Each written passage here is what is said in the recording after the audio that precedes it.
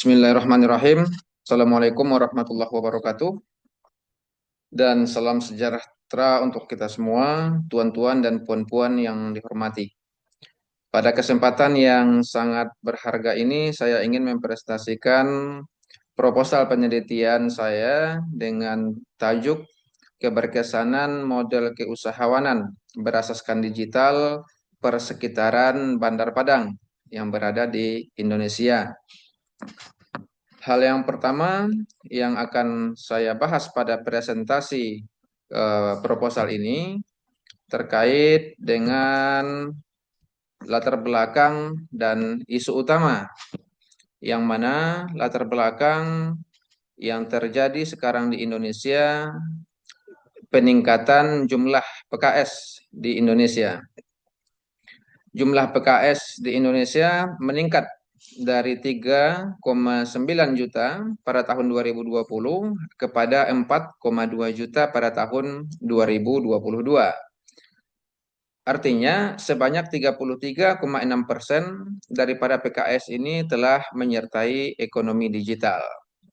Kemudian pertumbuhan PKS di Bandar Padang, yang mana Bandar Padang mencatat pertumbuhan PKS yang positif dengan tumpuan utama di Kecamatan Koto Tangah 22% dan Padang Selatan sebesar 17%. Ini menunjukkan perkembangan ekonomi yang signifikan di kawasan tersebut.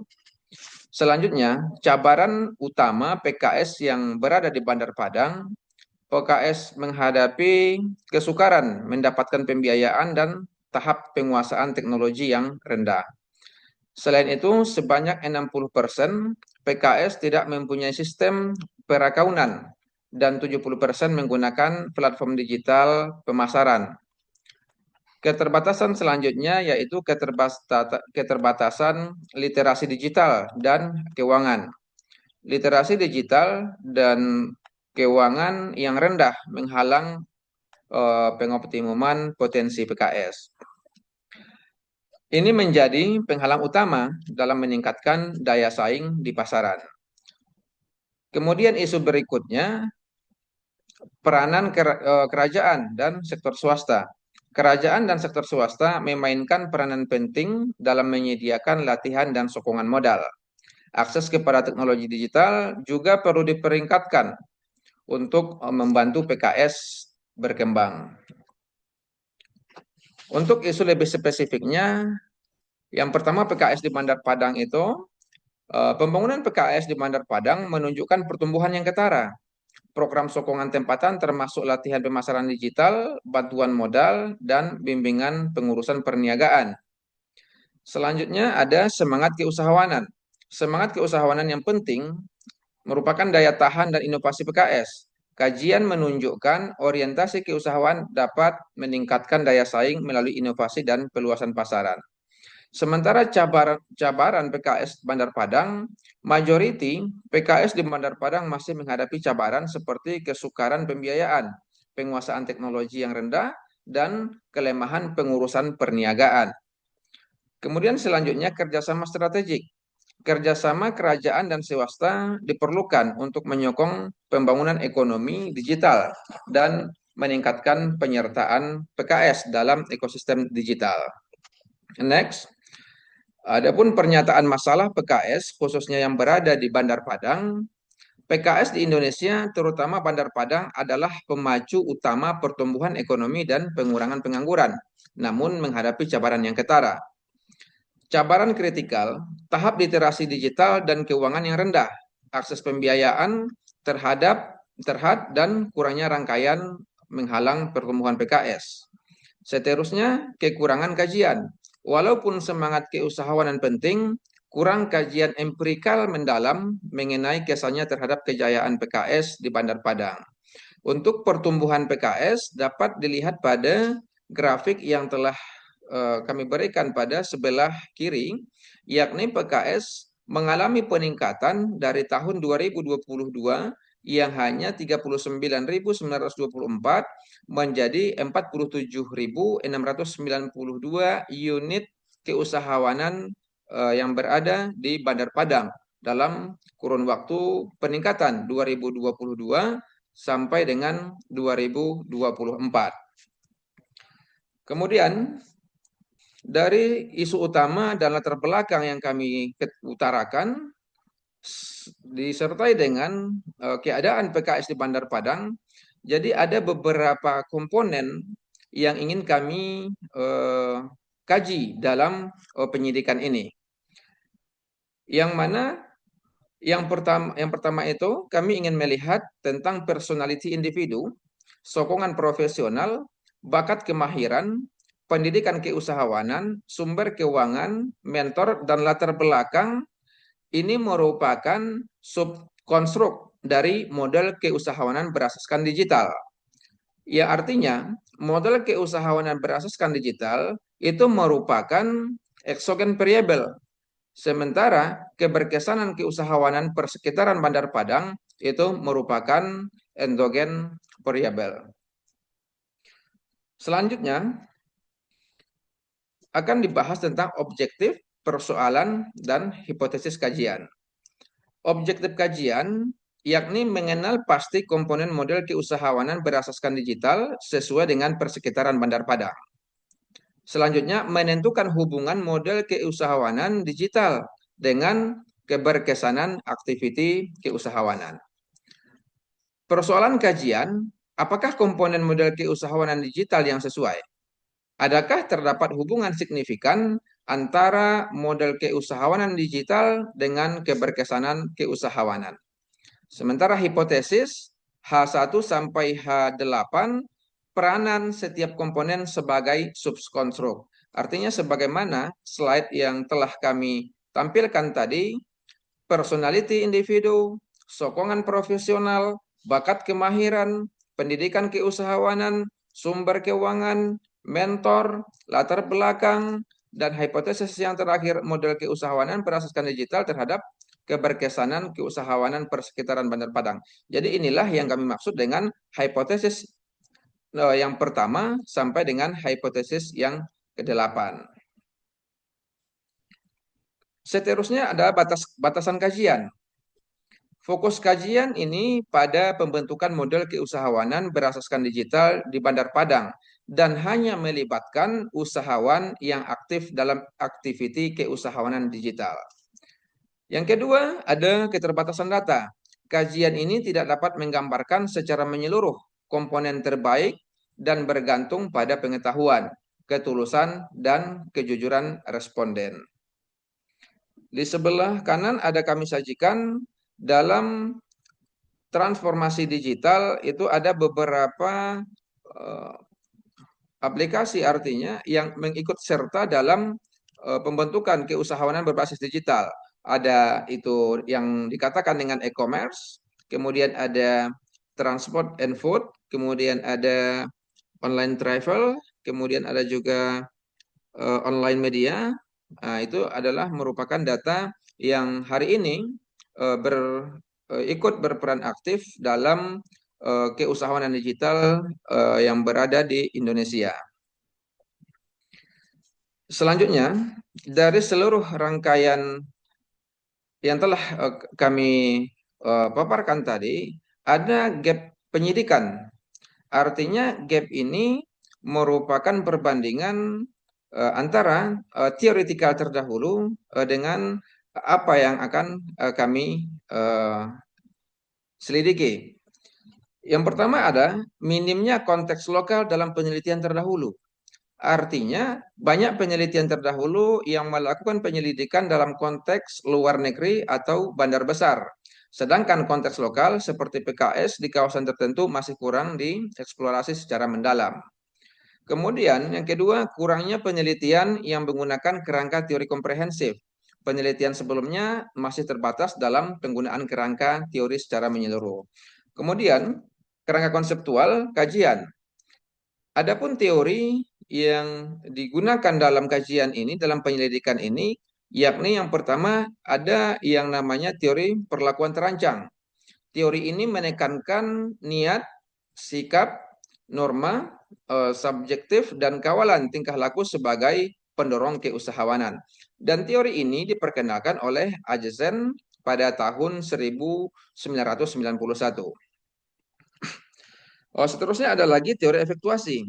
Teori ini memberi fokus pada pembuatan keputusan dan tindakan usahawan berdasarkan sumber yang ada. Dan teori efektuasi ini diperkenalkan oleh Sarasvati pada tahun 2001. Ada lagi yang namanya model ekosistem keusahawanan yang diteliti oleh Eisenberg. Model ini menekankan pemahaman keadaan tempatan dan nilai dalam membentuk ekosistem. Ia diperkenalkan oleh Eisenberg pada tahun 2010. Ada lagi model ekosistem keusahawanan, model FEL. Model ini menekankan 9 faktor penting termasuk sokongan kerajaan, modal keuangan, dan jaringan sosial. Ini diperkenalkan oleh FEL pada tahun 2012. Kerangka kajian, kerangka ini menggabungkan 7 subkonstruk sebagai konstruk tidak bersandar. Keberkesanan keusahawanan dijadikan sebagai konstruk bersandar. Jadi dalam kerangka kajian ini kami juga telah memperlihatkan pada slide sebelumnya, yakni seperti ini. Inilah artinya kerangka kajian yang akan diselidiki pada penyidikan kali ini. Oke. Kemudian ada lagi penjelasan dari subkonstruk tadi. Artinya tadi ada 7 subkonstruk yang membentuk model keusahawanan. Yang pertama ada personality individu, yang mana dikatakan merupakan minat, keinginan, dan ciri personality Big Five memainkan peranan penting dalam kejayaan usahawan. Ciri-ciri ini membantu membentuk daya tahan dan motivasi individu dalam dunia keusahawanan. Kemudian yang kedua, sokongan profesional. Ini merupakan bantuan formal dari agensi, penasihat, dan institusi menyokong perkembangan perniagaan.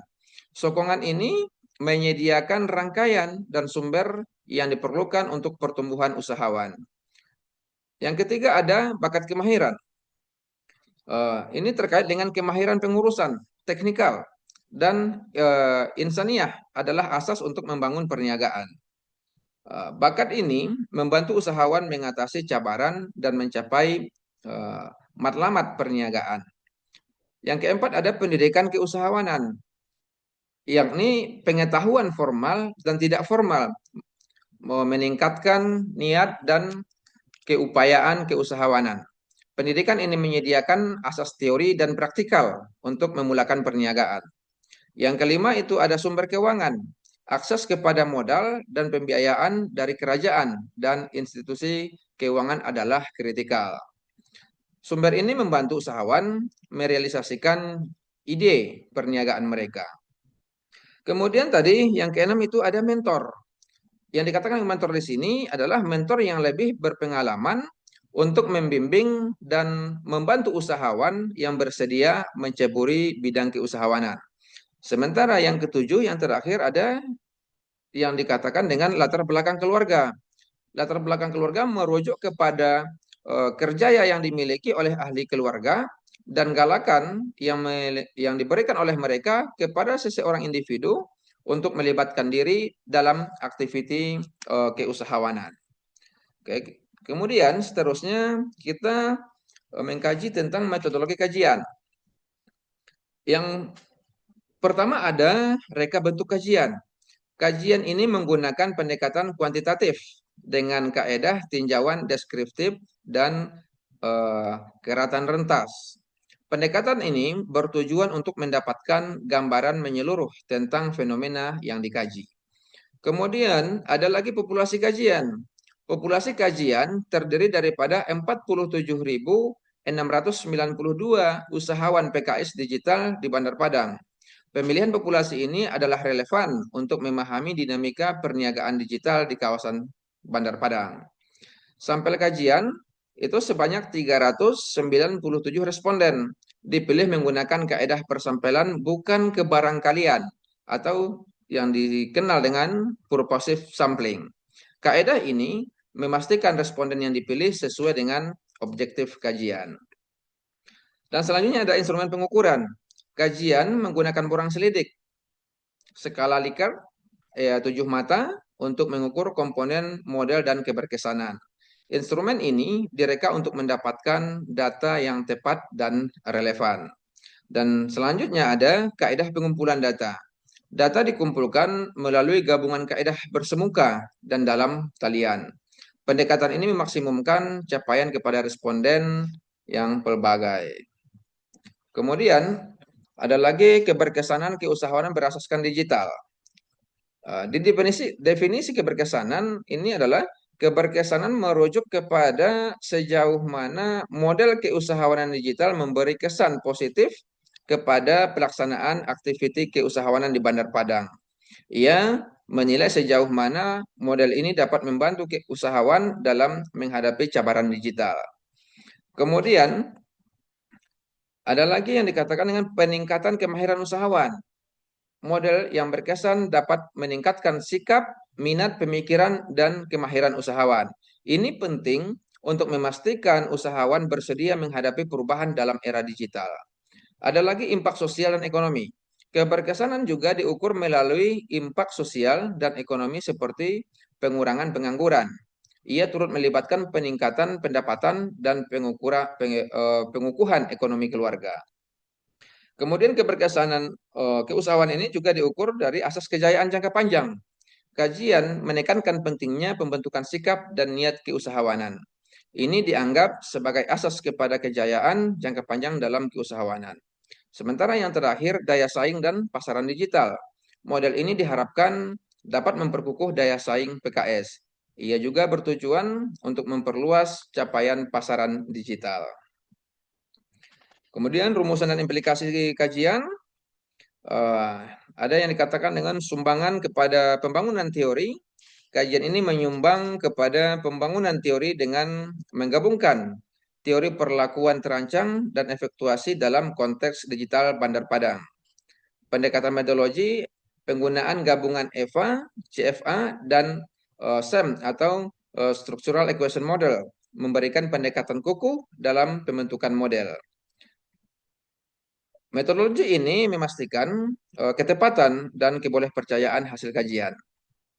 Dan selanjutnya ada implikasi polisi untuk kerajaan dan agensi.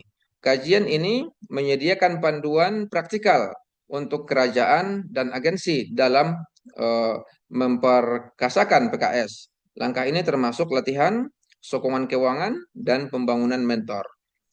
Kemudian model keusahawanan digital sebagai rujukan. Model keusahawanan digital ini dapat menjadi rujukan untuk memperkukuh ekosistem keusahawanan tempatan. Ia menekankan keperluan untuk ekosistem yang inklusif dan mampan. Dan implikasi selanjutnya, cadangan kajian lanjut. Cadangan kajian lanjut meliputi kajian longitudinal untuk memperluas skop model. Penglibatan sektor swasta juga dicadangkan untuk meningkatkan keberkesanan model ini. Oke, itu merupakan hasil presentasi proposal saya pada kesempatan kali ini. Semoga saja nanti penyidikan ini artinya memberi dampak yang signifikan untuk kepada kemajuan ilmu pengetahuan. Demikian, banyak maaf. Billahi taufiq wal hidayah. Wassalamualaikum warahmatullahi wabarakatuh.